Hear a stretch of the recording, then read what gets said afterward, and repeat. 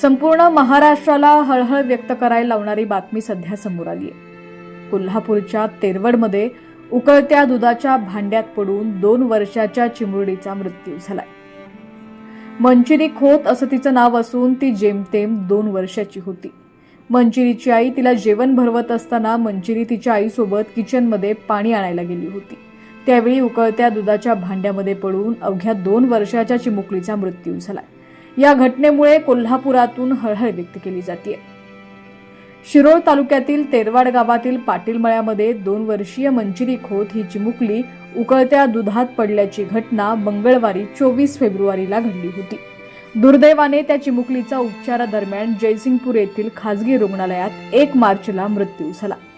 शिरोळ तालुक्यातील तेरवाड गावात सोमवारी दिनांक 23 फेब्रुवारीपासून ग्रामदैवत श्री मंगराया सिद्धदेवाची यात्रा होती। यात्रेसाठी तेरवाड येथील पाटील मळ्यात लाटावाडी येथील महिला आपल्या माहेरी यात्रेसाठी तिच्या 2 वर्षाच्या मुलीसोबत आली होती।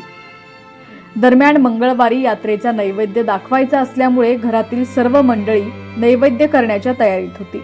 त्याच वेळी माहेरी आलेली महिला आपल्या 2 वर्षाच्या चिमुकलीला दूध भात चालत होती।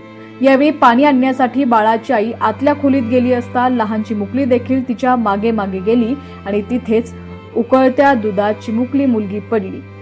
याच वेळी तिला तातडीनं बाहेर काढलं, मात्र तिला जास्त प्रमाणात भाजल्यामुळे त्या चिमुकल्या मुलीला तात्काळ जयसिंगपूर येथील खासगी रुग्णालयात उपचारासाठी दाखल करण्यात आलं। मात्र उपचारादरम्यान रविवारी 1 मार्च रोजी तिचा मृत्यू झाला। या दुर्दैवी घटनेमुळे सर्वत्र हळहळ व्यक्त केली जात आहे।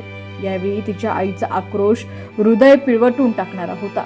उकळत्या दुधामध्ये पडल्यामुळे चिमुकलीचं असं जाणं हे सर्वांसाठीच धक्कादायक आहे। ज्ञानेश्वर खोत आणि त्यांच्या पत्नीला लग्नाच्या तब्बल 20 वर्षानंतर मुलगी झाली होती। खरं तर ही घटना खोत कुटुंबियांसाठी काळीज पिळवटून टाकणारी आहे। या घटनेमुळे खोत कुटुंबियांवर दुःखाचा डोंगर कोसळलेला असून तेरवाड गावावर शोककळा पसरलेली आहे।